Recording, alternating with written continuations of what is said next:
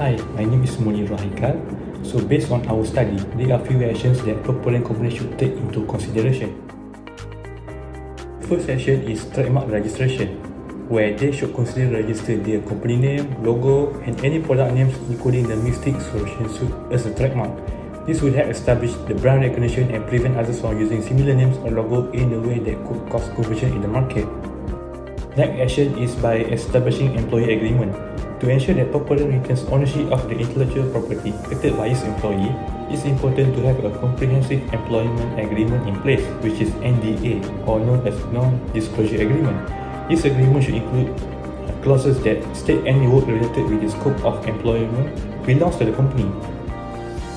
Copyright for software protection. Purple Rain's software products, including the Mystique Solution Suite, should be protected as copyrighted works. They should ensure that the proper copyright notices are included in the software code and documentation to protect their software development processes, algorithms, methodologies, and other proprietary information.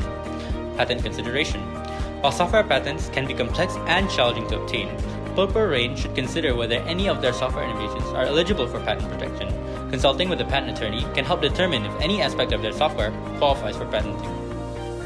Hi, I'm Muhammad Ishra bin Zamri. So how we will go about protecting our intellectual property? Firstly, we refer to the company non-disclosure agreement, where it is unethical for us to use company resources for game development.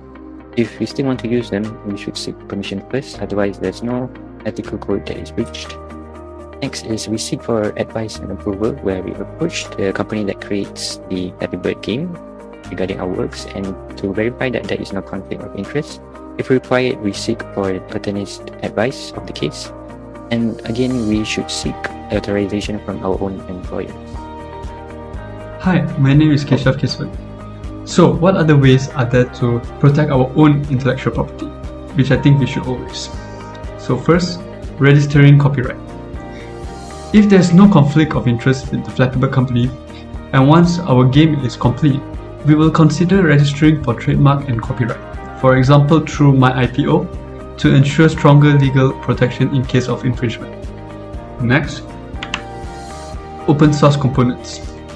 If we are using any open source components in our game, we will make sure it complies with open source licenses and attribute appropriately. When releasing our game on platforms like Google Play Marketplace, we will analyze, understand, and comply with their terms and policies to avoid any unwanted actions. Thank you.